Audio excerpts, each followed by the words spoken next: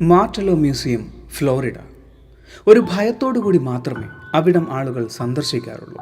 കാരണം ഒരു കാലത്ത് ഒരുപാട് പേരെ ഭീതിയിലാഴ്ത്തിയിരുന്ന ഒന്നിനെ അവിടെ ചില്ലുകൂട്ടിലിട്ട് സംരക്ഷിച്ചിരിക്കുന്നു. നാവികസേനയുടെ വസ്ത്രം ധരിച്ച് 3 അടിയിൽ കൂടുതൽ നീളമുള്ള മടിയിലൊരു സിംഹപ്പാവയുമേന്തി കാലിന്മേൽ കാലും കയറ്റിവെച്ചിരിക്കുന്ന റോബർട്ട് എന്ന പാവ.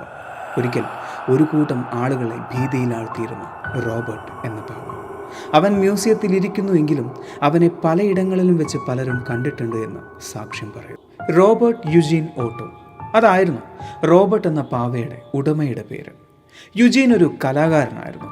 അദ്ദേഹത്തിന് 4 വയസ്സുള്ളപ്പോൾ അദ്ദേഹത്തിൻ്റെ വീട്ടിലെ ജോലിക്കാരി അദ്ദേഹത്തിന് നൽകിയ സമ്മാനമായിരുന്നു റോബർട്ട് എന്ന പാവ.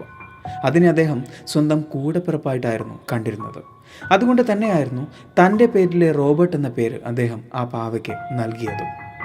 യുജീന് റോബർട്ടിനോട് ഒരുപാട് ഇഷ്ടമുണ്ടായിരുന്നു എന്ന് മാതാപിതാക്കൾക്ക് അറിയുമായിരുന്നു. അതുകൊണ്ട് തന്നെ പലപ്പോഴും യുജീൻ റോബർട്ടുമായി വാതിലടച്ചിരുന്ന് സംസാരിക്കുമായിരുന്നു. തുടക്കത്തിൽ ഇതൊരു കളിയായിട്ടാണ് മാതാപിതാക്കൾ കണ്ടിരുന്നത്.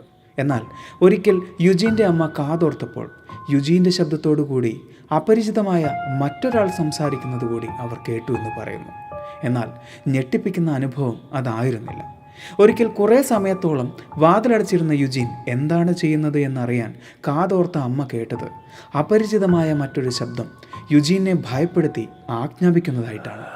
എന്നാൽ വാതിൽ തുറന്ന് പുറത്തു വന്ന യുജീൻ യാതൊന്നും സംസാരിച്ചില്ല. ആ മുറിയിൽ യുജീനും റോബർട്ടും മാത്രമേ ഉണ്ടായിരുന്നുള്ളൂ.